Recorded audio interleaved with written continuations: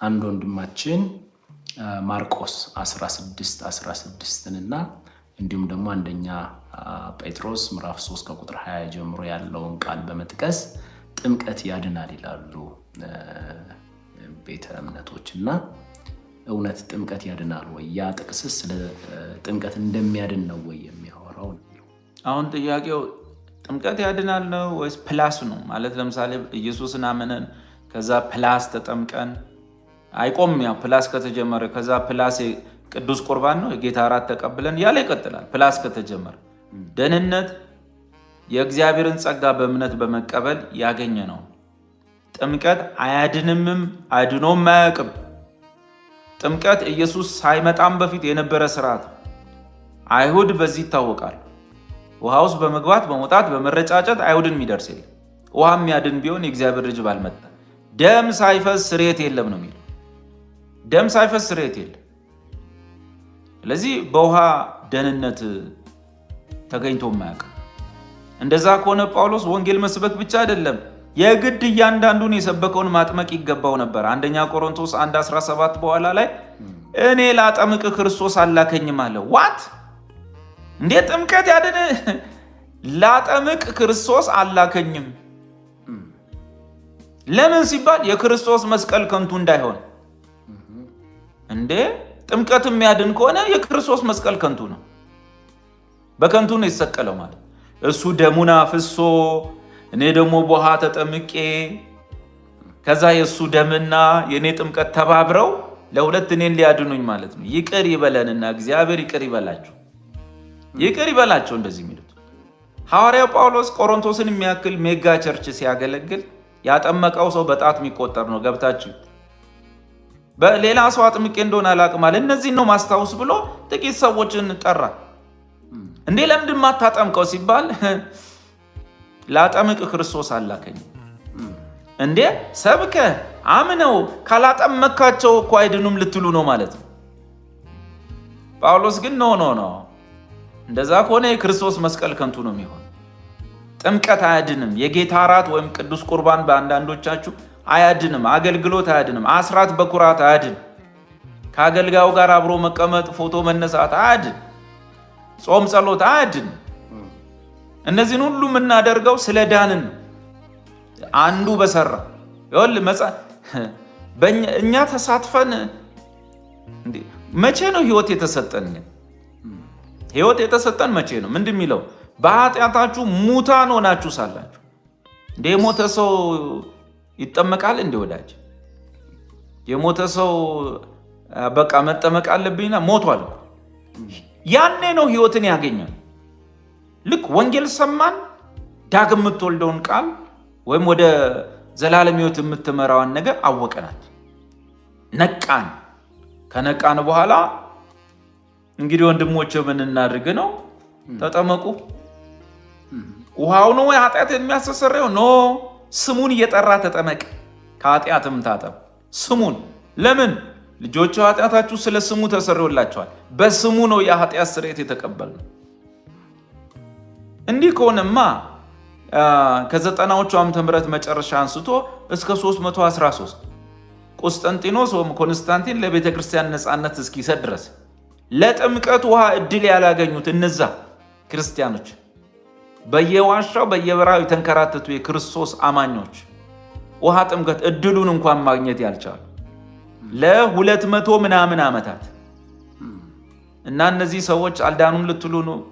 እናንተ እንኳን ድናችኋል። ያን መከራ የተቀበሉ እንደዛ ብለን ደግሞ ስንል ምንድን ነው የሚሉት ሰምተናል።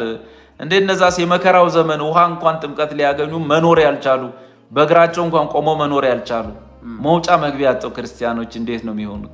ወንጌሉን እያስፋፉ በየዋሻው ካታኮምቡስ በየምኑ እየተሽለቆለቁ ክርስትናን ጠብቀው ግን ለውሃ ጥምቀት እንኳን እድል ያላገኙ ብዙ ሰዎች ነበሩ። እንዴት ሊሆኑ ነው ስንል እነሱ በውሃ ባይጠመቁም በደማቸው ተጠምቀዋል። ኧረ እንደዚህ የሚል የለም። በደም መጠመቅ የሚል ታሪክ የለም። ባጭሩ የውሃ ጥምቀት አያድን። ጥምቀት ምሳሌው ሆኖ ያድነናል። ጴጥሮስ ምሳሌው የምን የዳንበት ነገር አለ። የሱ ምሳሌ ነው ጥምቀት። ምን ነጠላ ሰረዝ አላለቀም ሐሳቡ። ሄደ። ይኸውም በኢየሱስ ክርስቶስ ትንሣኤ ነው። የዳነው በኢየሱስ ትንሣኤ ነው። ስለ በደላችን የሞተውን እኛንም ስለ ማጽደቅ የተነሳውን ለምናምን እምነታችን ጽድቅ ሆኖ ይቆጠርን ዘንድ አለ። ይሄን ነገር የምገልጠው ጊዜ ካለኝ እድሉ ካለኝ ለሰማዕትነት ፋታ ካላጣው በስተቀር በውሃ ጥምቀት ገልጠዋለሁ። ከጌታዬ ጋር መቃብሩን በሚመስል መቀበር በውሃ ውስጥ ገብቼ እቀበራለሁ። ከዛ ትንሣኤውን በሚመስል ትንሣኤ ምሳሌው ሆኖ ያንን ትንሣኤውን የዳንኩበትን በሚገልጠው በሱ ደግሞ እተባበራለሁ። ያም ጥምቀት ይባላል። እንደው አናርቀውና ኢየሱስ የሞተ ቀን የዛን ቀን የነበረውን ወንበዴም አትርሱት። በእጁ በጎ ስራ ሳይሰራ በእግሩ መልካም ቦታ ሄዶ ተሳልሞ ሳይመጣ ከነ ወንበዴነቱ እጁም እግሩም ተሰቅለዋል። ጳውሎስ ምን አለ? ይህ የምንሰብክላችሁ የእምነት ቃል ነው። ሕጉ እንዲህ የሚያደርግ እንዲህ የሚሰራ እንደዚህ የሚሳተፍ ይድናል ነው የሚለው። እኛ የምንሰብክላችሁ ግን የእምነት ቃል ነው። ይህም የእምነት ቃል አፍህና ልብህ ጋር ቅርብ ሆኖልሃል። ለመዳን ቅርብ ነው። እዚህ ልብህና አፍ ጋር ነው ያለው። ቅርብ ሆነልህ። ጥምቀት አይደለም። ጥምቀትማ ድርጊት ነው። አንተ ገብተህ ተሳትፈ የጌታ እራት ድርጊት ነው። አገልግሎ አስራት በኩራት ድርጊት ነው። ይሄ ግን የምንሰብከው የእምነት ቃል የምትድኑበት ሲሆን አፍህና ልብህ ጋር ሆኖ ቅርብ ሆኖልሃል። ከዛ ምን አለ? እግዚአብሔር ኢየሱስን ከሙታን እንዳስነሳው በልብህ ካመንክ ጌታ እንደሆነ በአፍህ ከመሰከር ትድናለህ። ሰው በልቡ አምኖ ይጸድቃል፣ በአፉ መስክሮ ይድናል።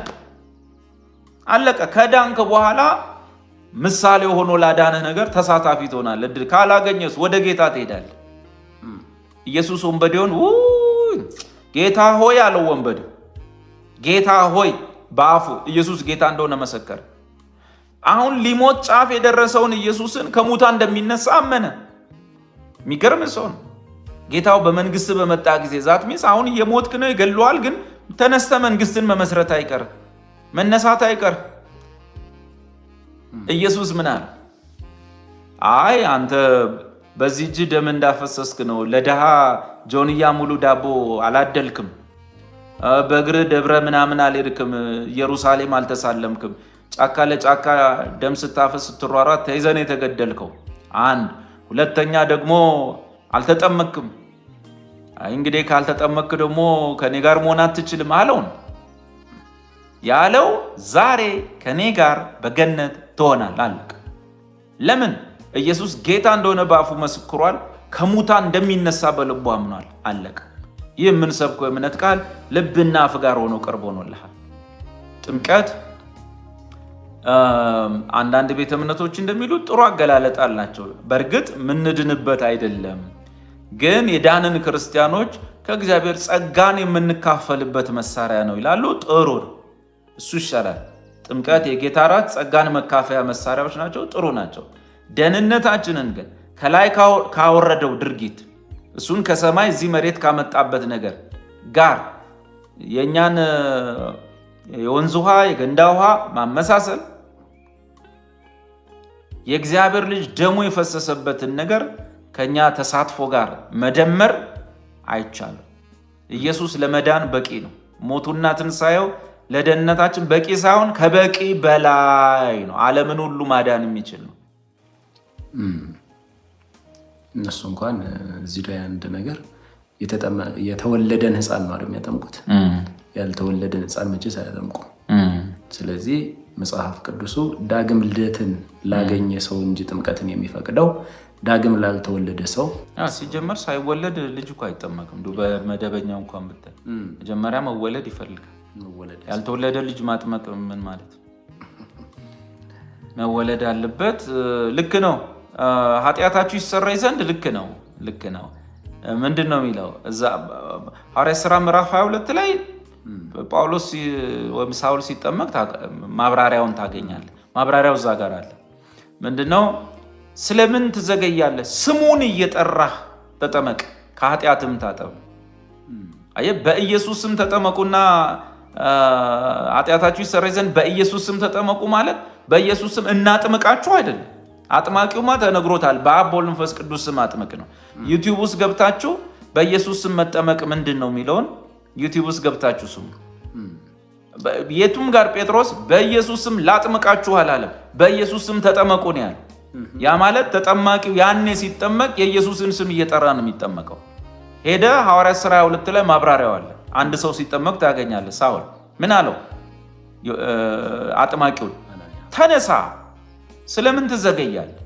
ስሙን እየጠራህ ተጠመቅ፣ ከኃጢአትህም ታጠብ። አየህ፣ ጥምቀት ስለማያጥብ ስሙን እየጠራ ተጠመቅ። ጥምቀትማ ጳውሎስ በዘመኑ ስንቴ ተጣጥቧል፣ ተረጫጭቷል፣ ውሃ ውስጥ ብቅ ጥልቅ ብሏል። ምን ሰፈራቸው እኮ ጥምቀት በጥምቀት ሰሊሆም እዛው ደጃፋቸው ላይ ነው ያለ። ዮርዳኖስ በአገራቸው አቋርጦ ነው የሚሄድ። ከድሮ ጀምሮ ብቅ ጥልቅ ያለ ነው። ይሄ ይለያል። ስሙን እየጠራ የኢየሱስን ስም ተጠመቅ፣ ከኃጢአትህ ታጠብ። ምን ማለት ነው? በስሙ የኃጢአታችሁ ስርየት ተሰብኮላችኋል። በስሙ የሚያምን የኃጢአቱን ስርየት እንደሚቀበል ወቁ።